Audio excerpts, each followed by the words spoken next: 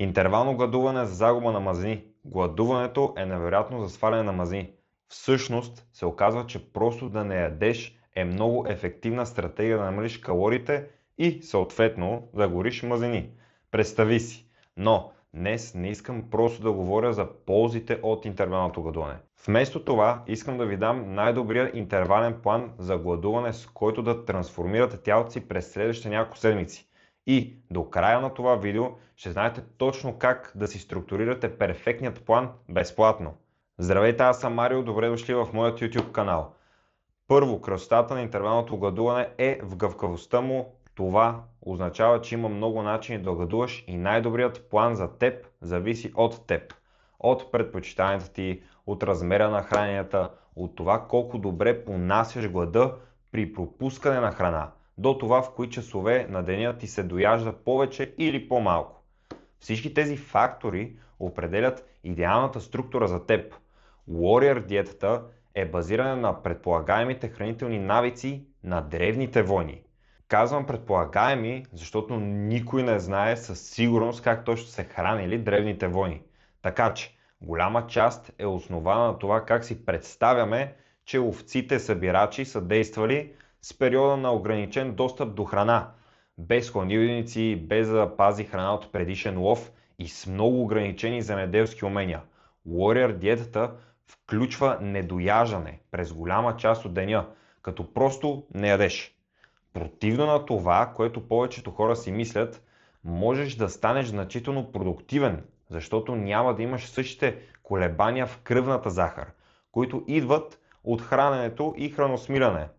Има теория, че празният стомах през деня помага да се фокусираш и да бъдеш по-продуктивен, защото в праисторически времена този буст и фокус биха ни помогнали да ловуваме и да хванем плячка, за да можем после да ядем, да се нахраним добре и след това да почиваме и да храносмиляме. Затова, друг основен принцип на Warrior диетът е периодът на пируване, вечер. Имаш право на много големи засищащи хранения, но уловката е, че имаш 4 часов прозорец в края на деня, в който да ядеш. През останалите 20 часа трябва да гладуваш, т.е. не ядеш нищо и пиеш само напитки без калории, като вода, неподсладен чай и черно кафе. Warrior диетата също силно насърчава да ядеш цели, нутриентно плътни храни в тези 4 часа. Чисти протеини, зеленчуци, плодове, пълнозърнести храни и здравословни мазнини, а изключва преработени и рафинирани храни, защото истинските нутриентни, богати храни са естествено много засищащи и същевременно имат малко калории на грам. Така е лесно да се види как можеш да свалиш много калории без дори да ги гориш. Ако ядеш истински храни с един състав и да избягваш преработени храни с много захар и масла, е почти невъзможно да преядеш в 4 часов прозорец, преди стомахът ти да каже стига. С ОМАД протоколът One Meal a Day или едно хранене на ден, историята е много подобна, но основната разлика е, че вместо 4 часов прозорец имаш само 1 час, в който да изядеш всичко за деня. Това на 100% те ограничава до едно хранене на ден. Друго нещо, което трябва да знаеш за всеки интервален план, е да спреш да се вманячаваш по точния час и по часовника като цяло. Ако един ден започнеш да ядеш в 8 вечерта и се върнеш към гладуване в 12 през нощта, а на следващия ден започнеш в 10 вечерта и спреш в 2 през нощта, няма да има кой знае какво значение. Същото важи и ако един ден случайно имаш 5 часов прозорец, защото си изял, например, ябълка 30 минути след 4 часовия прозорец. Не се шашкай за такива дреболии, защото в крайна сметка всички тези планове работят или не работят на база калории, приети срещу калории изразходвани. Това трябва да е процес без стрес, в който дори не гледаш часовника. Иначе си създаваш един вид обсесия, вярвай ми. Точният час, в който започваш и прекъсваш гладуване, не е почти толкова важен, колкото храните и общите калории, които ядеш в прозореца си. Само за да ти подчертая това, представи си, че си на ОМАД протоколът и можеш да ядеш само в рамките на 1 час, след цял ден без храна. Пред теб има 3 малки кутии сладолед. И да кажа, много е лесно да изядеш и трите след цял ден глад. Средно всяка кутия има около 850 калории. Познай, тук-що си изял над 2500 незасищащи калории, под формата на захар и вероятно още си гладен. Това просто няма да се случи, а едно цяло печено пиле съдържа само около 1300 калории и има много засищащ протеин и вероятно няма да можеш да го изеш цялото в рамките на 4 часа. Дори да се опитваш. Така че не се фиксирай в часовника. Фокусирай се да следваш предварително зададения си пост, например 20 часа без храна и после се фокусирай да ядеш истинска храна, докато се заситиш. После се върни към гладуване. Гарантирам ти, че така ще свалиш много мазни, без целият психически стрес от безмислено следене на хранения. Преди да минем към други структури на гладуване, има няколко недостатъка на OMAD протоколът и на Warrior диетата, които могат да ги направят лош избор за теб. Първо, макар да имаш голямо хранене в края на деня, плащаш за него като не ядеш нищо цели 20 до 23 часа преди това. Някои хора просто не са окей да минат толкова дълго без храна. С това казано, никой не е добър в гладуването на първия ден. Тялото ти има нужда от време да се адаптира към новия модел на хранене.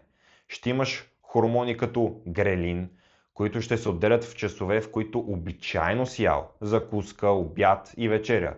И тези хормони ще те карат да се чувстваш много гладен, докато се адаптираш. Друг подобен проблем са енергийните ти нива.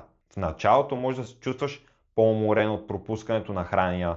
Това не е само, че отминава, но дори може да усетиш подобрена енергия, когато тялото се адаптира. Последният голям проблем е преяждането. Някои хора са много по-склонни да изядат всичко, когато не са яли цял ден. Решението е: първо, не дръж лесно достъпна junk food храна у дома, защото докато готвиш основното си хранене, може лесно да изядеш стотици, ако не и хиляди други калории от уж здравословни, но калорични неща като ядки. Второ, има и готови предварително приготвени ястия или храна, които се приготвят много бързо, като замразени зеленчуци за микроволнова, и винаги прекъсвай поста си с реално хранене, което съдържа зеленчуци, протеин. Това силно намалява шанса да преядеш. Затова, въпреки че наричам Warrior диетата план номер 1 за интермитентното гладуване при сваляне на мазнини, за теб може да е по-добър стандартният 16-часов пост с 8-часов прозорец за хранене. Обикновенно това означава да пропускаш закуската, да ядеш първото хранене около обяд и второто хранене на вечеря. Отново, ключът не е в точния час, а в съдържанието на храната по време на прозореца. Режимът 16/8 ти позволява да ядеш по-големи хранения, отколкото ако ядеш 4, 5 или 6 пъти на ден, но в същото време не те кара да гладуваш толкова дълго. И много хора се справят по-добре, когато разпределят храната си на 2 хранения, вместо да се ограничават до това, което OMAD или Warrior диетата позволява. Има и още 2 режима, които се използват по-рядко. 5/2 диетата и гладуване през ден. 5/2 означава, че ядеш нормално 5 дни в седмицата и после 2 непоследователни дни ядеш почти нищо. Можеш да ядеш малко в тези дни, но не повече от 500-600 калории. Гладуването през ден има повече логика. Един ден ядеш нормално, докато се заситиш, а на следващия не ядеш изобщо или ядеш много малко.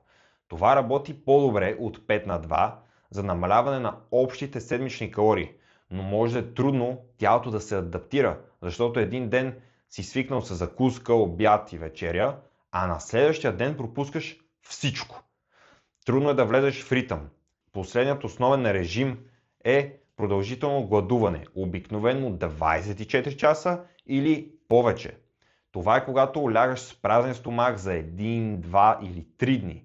Повече от това вече започваш да рискуваш загуба на мускул, но има хора, които избират да продължат.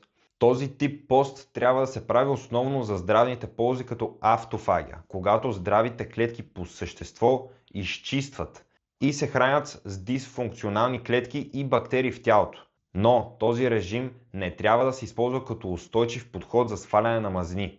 Затова реално трите режима, които препоръчвам за сваляне на мазнини са 16/8, интермитентното гладуване, Warrior диетата, OMAD. С това казано, искам бързо да ви покажа как да структурираме план, независимо кой от тези три избираш. И с това приключваме за днес. Наистина се надявам това видео да ви е помогнало. Ако ти е харесало, абонирай се за каналът ми. И тук ще ви оставя още две интересни видеа, които да изгледате. Натиснете и камбанката, за да може да получавате всеки път нотификации, когато кача нов клип. Абонирайте се за каналът ми.